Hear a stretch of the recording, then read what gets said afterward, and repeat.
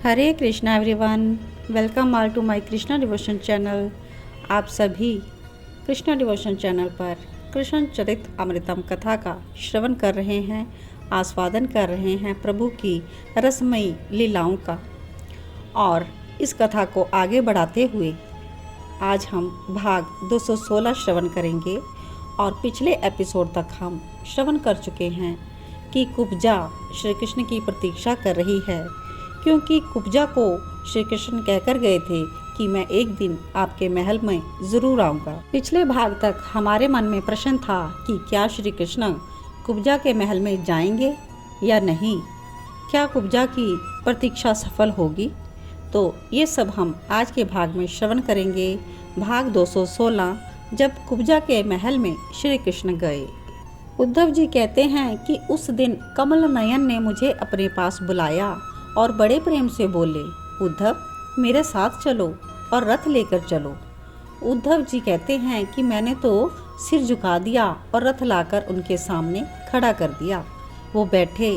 उस समय वो मुझे देखकर मुस्कुरा रहे थे। मैंने पूछा, कहाँ जाना है?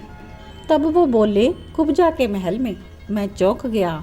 मैंने उनकी ओर देखा, मानो पूछ रहा था कि मैं कुब्जा के महल में। वो बस मुस्कुराए और बोले, तुम चलो बस।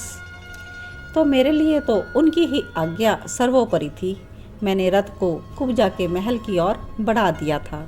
और कुब्जा ने जब देखा रथ आते हुए, तब उसने सोचा कि उसे तो लग रहा था कि श्री कृष्ण अब आएंगे नहीं, क्योंकि कुब्जा पूर्व में कंस की दासी रही है। इसलिए यदुवंशियों में कुब्जा के प्रति अच्छी भावना नहीं है।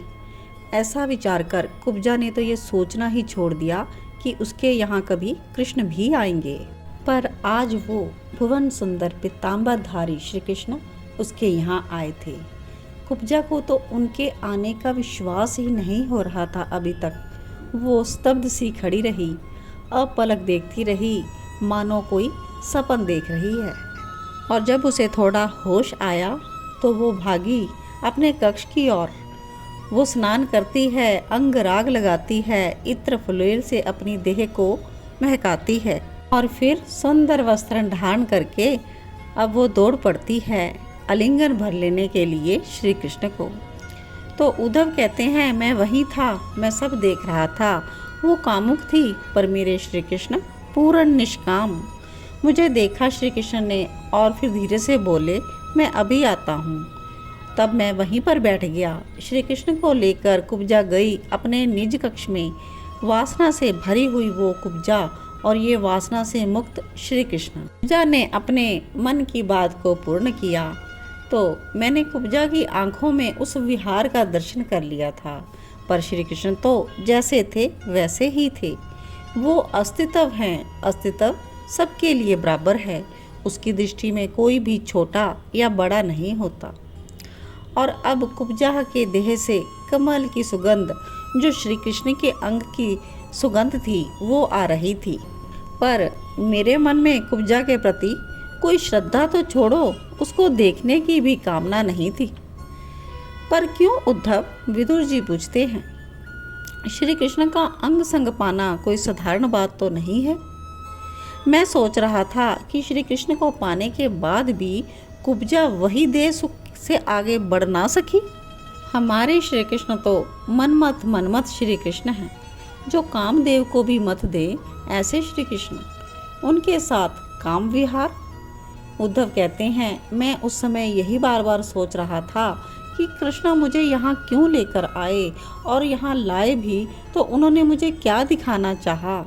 लेकिन फिर कुछ देर बाद उद्धव स्वयं ही कहते हैं कि श्री कृष्ण ने मुझे प्रेम के दो रूप दिखाए, एक सब सुख और एक प्रेमास्पद का सुख।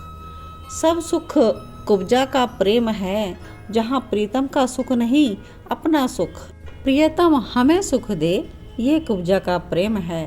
पर प्रियतम को हम सुख दें, हमें सुख नहीं चाहिए, ये है गोपी प्रेम। तो ये दो प्रेम के भाव हैं जो श्री कृष्ण ने मुझे दिखाना चाहा। कुब्जा का प्रेम निकृष्ट है, निमन है, पर गोपियों का प्रेम तो उच्चतम है, प्रेम का शिखर है, प्रेम की ध्वजा है गोपी प्रेम। उद्धव जी कहते हैं कि श्री कृष्ण मुझे गोपी भाव में दीक्षित करना चाहते थे, इसलिए कुब्जा के निमन प्रेम से मेरा प्रवेश करवाया भाव जगत में।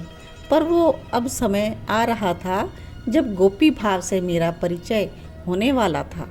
तो इस प्रकार से उद्धव ने भेद सब जान लिया कि श्री कृष्ण उन्हें क्या समझाना चाहते हैं, कि प्रेमास्पद का सुख क्या है और सब सुख क्या है। 2 उदाहरण उन्होंने पेश किए हैं, कुब्जा के और गोपियों के। उद्धव जी कहते हैं, इस प्रकार कुब्जा की प्रतीक्षा पूरी हो गई, मिलन भी आज हो गया और आगे चलकर कुब्जा को महारानी भी बना देते हैं श्री कृष्ण। और उसके बाद श्री कृष्ण ने इशारा किया कि रथ लाओ, और रथ में लेकर मैं श्री कृष्ण को, कमल नयन को रथ में विराजमान करके चल पड़ा आगे। और उद्धव कहते हैं कि जब मैंने एक बार पीछे मुड़कर देखा तो आश्चर्य में पड़ गया, क्योंकि कमल नयन श्री कृष्ण के अश्रु गिर रहे थे और वो पीतांबरी से पोंछ रहे थे। श्री कृष्ण के अश्रु क्यों आ रहे हैं, क्यों वो उदास हैं, यह बात जानने के लिए देखते रहें नेक्स्ट एपिसोड और श्रवण कीजिएगा श्री कृष्ण चरित अमृतम। कृष्णा भक्ति प्रचार प्रसार करने के लिए आप कृष्णा डिवोशन यूट्यूब चैनल को आगे ज़्यादा से ज़्यादा शेयर करें, चैनल को सब्सक्राइब ज़रूर करें और कमेंट्स ज़रूर दीजिएगा अपने। जय श्री कृष्ण।